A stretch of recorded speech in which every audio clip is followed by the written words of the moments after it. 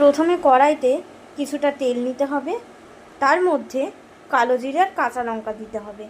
কালো জিরে দেওয়ার পরে কাঁচা লঙ্কা যখন দেবো, কাঁচা লঙ্কাটাকে একটু চিড়ে দিতে হবে, নইলে গায়ে তেল ছিটকানোর সম্ভাবনা আছে। এরপরে কেটে রাখা আলুগুলোকে দিয়ে দিতে হবে। আলুগুলোকে দিয়ে দেওয়ার পরে তার মধ্যে দিয়ে দিতে হবে টমেটো। খুবই টেস্টি। এবার আলুগুলোকে খুব সুন্দর ভাজা ভাজা করে নেড়ে নিতে হবে। আমরা যখন নাড়বো আমাদের এটা লক্ষ্য রাখতে হবে আলুগুলো যেন ভাজা ভাজা হয়ে যায়।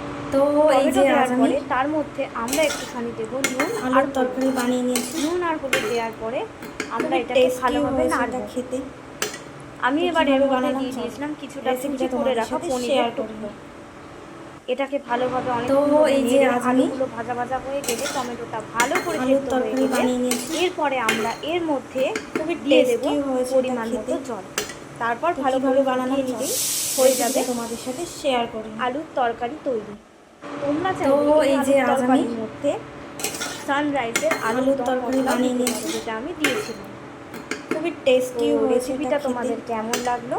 ভালো লাগলে লাইক কমেন্ট শেয়ার রেসিপিটা তোমাদের সাথে শেয়ার করে দিও।